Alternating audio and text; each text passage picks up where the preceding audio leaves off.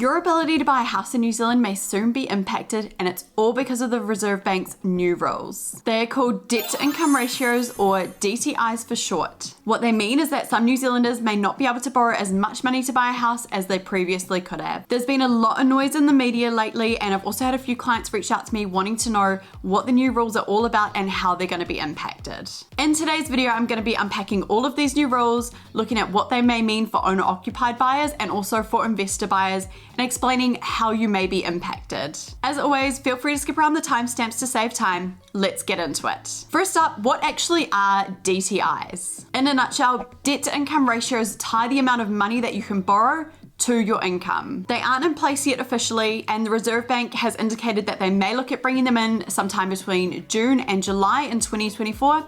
However, they're not in place officially yet. However, in saying that, some banks have already been using DTIs as part of their own policies to assess affordability. So what exactly are the rules that the Reserve Bank are planning to bring in? So for people looking to buy an owner-occupied property or homeowners, they're going to be allowed to borrow 6 times the annual income. And for anyone who's buying an investment property or our investors, then they'll be allowed to borrow 7 times the annual income. So for example, let's say that you and your partner are earning a combined annual income of $150,000.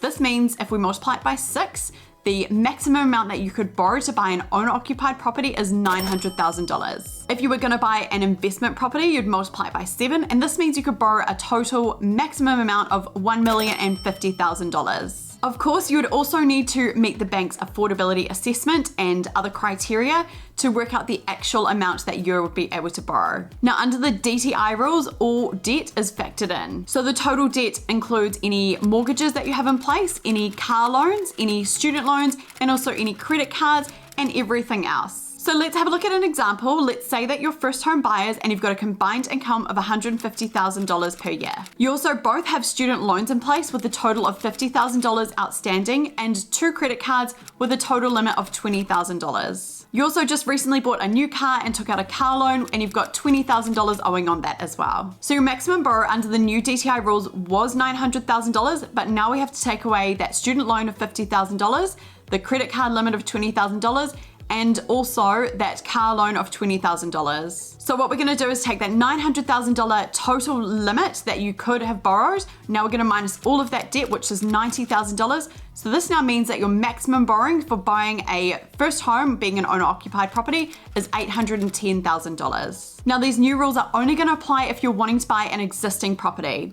If you're wanting to buy a new build, then forget the new rules, they don't apply. When the new DTI rules come into place, another change that's gonna happen at the same time is going to be changes to the deposit requirements for buying an investment property. Instead of needing a 35% deposit for buying an existing property, investors are only going to require a 30% deposit. If investors are buying a new build, there's no change. The deposit requirement is going to remain at 20%. So what does this mean for the property market? Well, this could encourage more investors back into the market, which then increases demand, which then could increase house prices. I believe the LVR changes is what's going to drive that boost. When the new rules first come into place, I don't believe that they're going to directly have too much of an impact on borrowers. This is because the banks still have 20% of lending that can be outside of the rules. So around 1 in 5 investors and homeowners can have a high DTI mortgage. Keep in mind though that interest rates are currently high and also test rates are high,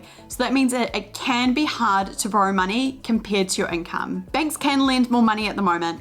However, when interest rates start to fall, this is when I feel like DTIs are really going to come into play. So somewhere between 10 and 20% of homeowners and investors won't be able to borrow as much money as they could have when interest rates start to fall and the new DTI rules come into play. There are a few places in New Zealand where I feel like we're gonna see the strongest impact of the new DTI rules. Mostly in Queenstown and the Thames Coromandel district will see the biggest impact. This is where the incomes are sitting at average, but the house prices are really high. So it means it's gonna be harder to buy a house in those particular areas. So moving forward, what can you actually do to get a property under the new DTI rules? There are 3 things that you can do to help you get a property, and these are: number 1, to reduce your debt to increase your borrowing capability; number 2, increase your income; and number 3, buy a new build and forget the new rules altogether. At the end of the day, as with any new rules that come in, we just need to learn how to adapt to them and work with them. Are the new rules really necessary? Probably not. The banks already have their own rules and regulations in place to ensure that they are protected and not going to lose any money. As mentioned earlier, some of the banks already have DTI rules in place as well. I hope this video has helped you understand the new DTI rules that may come into place later on in 2024. If you have any questions, feel free to get in touch or leave me a comment down below. Thank you so much for watching. Don't forget to like and subscribe, and I'll see you in the next one.